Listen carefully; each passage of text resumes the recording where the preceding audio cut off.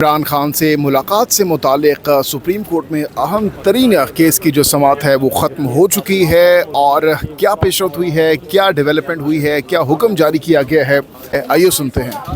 بسم اللہ الرحمن الرحیم، ایاک نعبد و ایاک نستعین۔ آج سپریم کورٹ آف پاکستان میں ہماری اپیل سنی گئی۔ یہ اپیل اس آرڈر کے خلاف ہے جو اسلام آباد ہائی کورٹ نے کیا، جس میں انہوں نے ہماری توہین عدالت کی جو درخواستیں دائر تھیں ان کو بیک جنبش قلم مسترد کر دیا تھا۔ یہ توہین عدالت کی درخواستیں دائر ہوئی تھیں انتظامیہ کی اس توہین کے خلاف جو انہوں نے کی، مسلسل کئی ماہ کی اور آج دن تک کر رہے ہیں، جس کے تحت عمران خان صاحب تک جیل میں جو ملاقات کا نظام ہے اس کو مکمل طور پہ درہم برہم کر دیا گیا ہے۔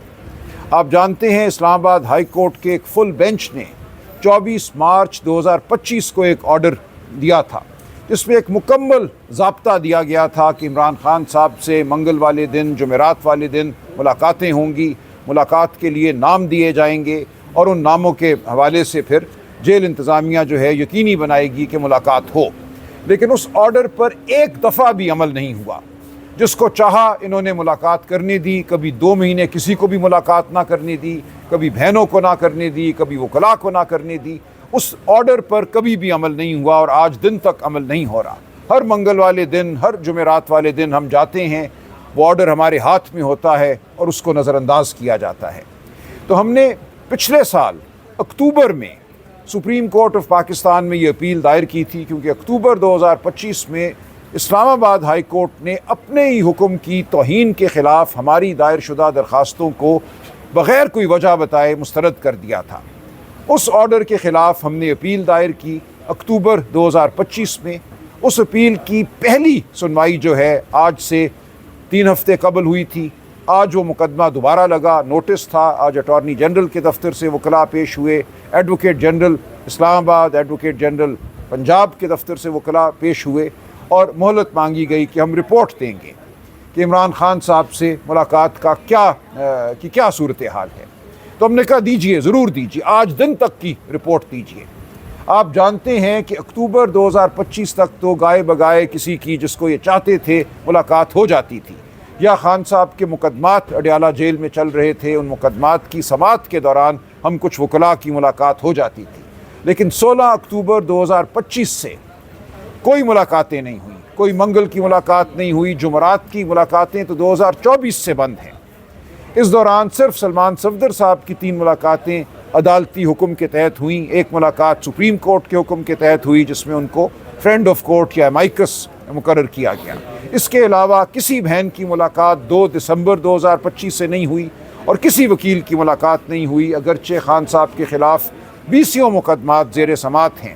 خان صاحب کا یہ حق ہے کہ اپنے وکلاء سے مشورہ کریں، ان کو ہدایات دیں، مقدمات کے بارے میں جانیں۔ میں کئی مقدمات میں پیش ہو رہا ہوں، بارہا میں نے درخواستیں دی ہیں اسلام آباد ہائی کورٹ میں، کسی درخواست پہ کوئی واضح حکم نہیں ہوا جس کے تحت میری ملاقات ہو سکتی۔ اسی طرح دیگر وکلاء کا حال ہے۔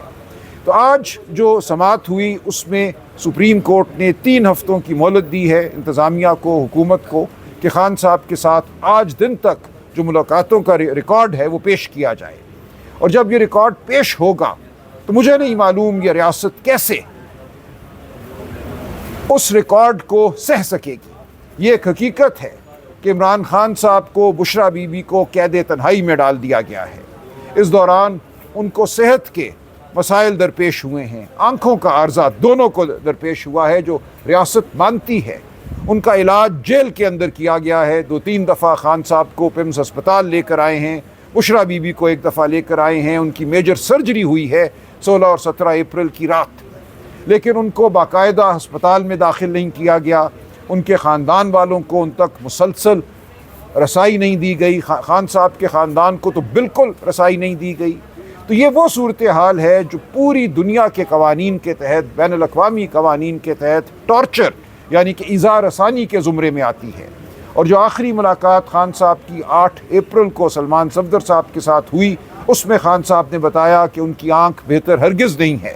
خان صاحب نے یہ بتایا کہ میں جب جیل میں کھانا دینے والے پولیس کے ملازم کو سلام کرتا ہوں تو وہ میرے سلام کا جواب نہیں دیتا، ان کو حکم ہے کہ کوئی انسانی آواز میرے کان میں نہ پڑے۔ تو یہ حالت ہے اس وقت اڈیالہ جیل کے اندر عمران خان صاحب اور بشرا بی بی کی قید کی. تو اس کے خلاف ہم دروازہ عدالتوں کا کھٹکھٹاتے رہیں گے. ہم عوام کی عدالت میں بھی کھڑے ہیں اور ہم اس عدالت میں بھی کھڑے ہیں. آج جو حکم ہوا ہے اس کے تحت کم از کم ہم امید کرتے ہیں کہ ریکارڈ سامنے آئے گا، اور جو رسوائی اس ریاست نے اپنے سر لی ہے وہ آپ سب کے سامنے آئے گی کہ کس طرح عمران خان صاحب کو اور بشرا بی بی کو قید تنہائی میں رکھا گیا ہے. تو یہ بالکل ایک ناقابل قبول صورتحال ہے. 5 اگست کو خان صاحب کی ناحق قید کے 3 سال مکمل ہو رہے ہیں. پاکستان کی عوام کے سامنے یہ معاملہ موجود ہے. ہم 5 اگست کے حوالے سے اپنی آواز ضرور بلند کریں گے بطور پاکستانی، بطور شہری اور بطور جماعت.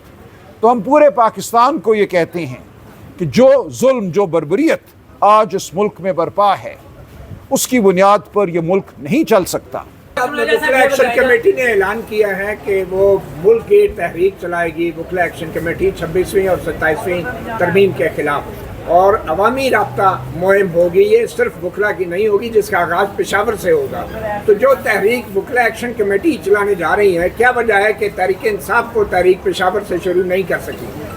نہیں دیکھیں، ایسا کچھ نہیں ہے. حامد خان صاحب ہمارے سینیٹر ہیں. حامد خان صاحب اس تمام عمل کی روئے رواں ہیں. ہم بالکل ساتھ دیں گے اس تحریک کا. پی ٹی آئی ساتھ دے گی، پی ٹی آئی کے تمام ونگز، ILF ساتھ دیں گے. ہم جمہوریت کے لیے ہر جمہوری قوت کا ساتھ دیں گے. سلمان اکرم راجہ صاحب یہ بتائے گا کہ آپ پاکستان تحریک انصاف کے سیکرٹری جنرل بھی ہیں اور خیبر پختونخوا میں ایک عرصے سے پی ٹی آئی اقتدار میں ہے. اب مولانا فضل الرحمان صاحب کے اس 2 بیانات کے بعد تاثر یہ ہے سوشل میڈیا میں، پی ٹی آئی کے کارکن یہ کہہ رہے ہیں کہ مولانا فضل الرحمان کی خیبر پختونخوا میں پی ٹی آئی کے خلاف لانچنگ ہے. آپ سمجھتے ہیں کہ واقعی ایسا ہے؟ نہیں، میرا نہیں خیال. دیکھیں، مولانا کی سیاست اپنی ہے. مولانا اگر کوئی ٹھیک بات کریں گے، کوئی جمہوریت کی بات کریں گے تو بسم اللہ، وہ اپنی سیاست کریں، جمہوریت کے لیے کریں. اگر وہ کسی اور کا ساتھ دیں گے 26ویں ترمیم کا یا 27ویں ترمیم کا تو وہ بھی ان کی سیاست ہے. ہم حق کی بات پر ان کو ویلکم کریں گے، ہم سلام پیش کریں گے. جہاں ہمارا ان سے اختلاف ہے ہم اختلاف کریں گے. اس لیے یہ میں نہیں سمجھتا کہ مولانا یا کوئی اور بھی عمران خان کی جگہ لے سکتا ہے. پاکستانی قوم ایک فیصلہ کر چکی ہے. پاکستانی قوم عمران خان کے حق میں، پی ٹی آئی کے حق میں ایک فیصلہ کر چکی ہے. اس فیصلے کو آپ کسی کے اور ذریعے سے اب رد نہیں کرا سکتے. عمران خان کو جیل سے باہر آنا ہوگا. عمران خان کی مشاورت سے، عمران خان کے ویژن کے مطابق اس ملک کو چلنا ہوگا، ورنہ یہ ملک اسی طرح ہچکولے کھائے گا. یہ بتائیے گا کہ اپوزیشن لیڈر جو ہیں اچکزئی صاحب اور راجہ ناصر عباس صاحب، ان کو عمران خان صاحب نے مینڈیٹ دیا ہوا ہے.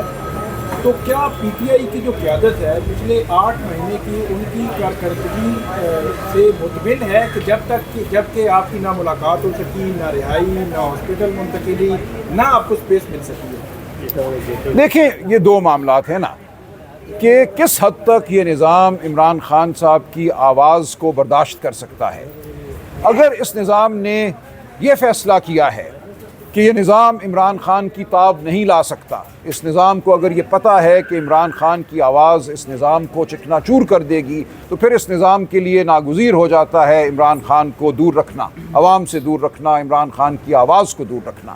ایسا نہیں ہے کہ اچکزئی صاحب اور علامہ ناصر نے کوشش نہیں کی. اب بھی میں سمجھتا ہوں کسی نہ کسی حوالے سے عمل جاری ہے. یہ اس نظام کو ہوش کے ناخن لینے ہوں گے کہ اپنے آپ کو بچانے کے لیے کیا یہ اس ملک کو داؤ پر لگا دیں گے. لگا دیا ہے انہوں نے، بلکہ اس ملک کے تمام اداروں کو پامال کر دیا ہے صرف اس جھوٹے نظام کو بچانے کے لیے. تو ہم اب بھی یہ سمجھتے ہیں کہ ہوش کے ناخن لینا پڑیں گے. اس نظام کے اندر دراڑیں ہمیں نظر آ رہی ہیں، انہیں بات کرنا پڑے گی. اچکزئی صاحب سے، علامہ ناصر سے اور پی ٹی آئی سے اور پھر عمران خان سے کوئی بات آگے نہیں بڑھے گی جب تک عمران خان اس مکالمے کا حصہ نہیں ہوں گے. مجھے یہ وقت آتا نظر آ رہا ہے.